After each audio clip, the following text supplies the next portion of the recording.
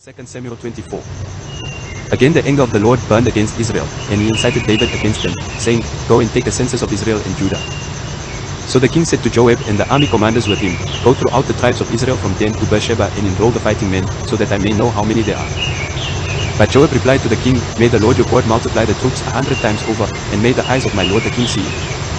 But why does my lord the king want to do such a thing? The king's word, however, overruled Joab and the army commanders, so they left the presence of the king to enroll the fighting men of Israel.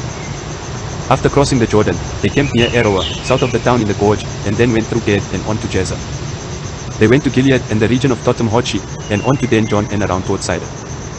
Then they went toward the fortress of Tyre and all the towns of the Hivites and Canaanites.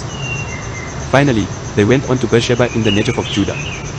After they had gone through the entire land, they came back to Jerusalem at the end of 9 months and 20 days.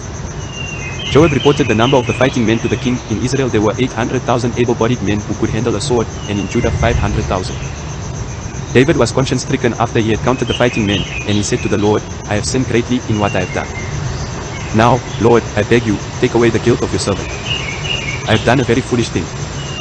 Before David got up the next morning, the word of the Lord had come to Gad the prophet, David's seer, Go and tell David that this is what the Lord says, I am giving you 3 options. Choose one of them for me to carry out against you. So Gad went to David and said to him, Shall there come on you 3 years of famine in your land? Or 3 months of fleeing from your enemies while they pursue you? Or 3 days of plague in your land? Now then, think it over and decide how I should answer the one who sent me. David said to Gad, I am in deep distress. Let us fall into the hands of the Lord, for his mercy is great, but do not let me fall into human hands. So the Lord sent a plague on Israel from that morning until the end of the time designated, and 70,000 of the people from Dan to Beersheba died. When the angel stretched out his hand to destroy Jerusalem, the Lord relented concerning the disaster and said to the angel who was afflicting the people, Enough. Withdraw your hand. The angel of the Lord was then at the threshing floor of Araunah the Jebusite. When David saw the angel who was striking down the people, he said to the Lord, I have sinned, I, the shepherd, have done wrong. These are but sheep. What have they done? Let your hand fall on me and my family. On that day Gad went to David and said to him, Go up and build an altar to the Lord on the threshing floor of Araunah the Jebusite. So David went up, as the Lord had commanded through Gad. When Araunah looked and saw the king and his officials coming toward him, he went out and bowed down before the king with his face to the ground. Araunah said, Why has my lord the king come to his servant? To buy your threshing floor, David answered, So I can build an altar to the Lord, that the plague on the people may be stopped. Araunah said to David, Let my lord the king take whatever he wishes and offer it up. Here are oxen for the burnt offering, and here are threshing sledges and ox yokes for the wood.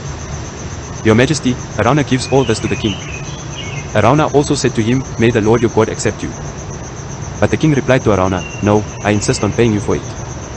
I will not sacrifice to the Lord my God burnt offerings that cost me nothing. So David bought the threshing floor and the oxen and paid 50 shekels of silver for them. David built an altar to the Lord there and sacrificed burnt offerings and fellowship offerings. Then the Lord answered his prayer in behalf of the land, and the plague on Israel was stopped.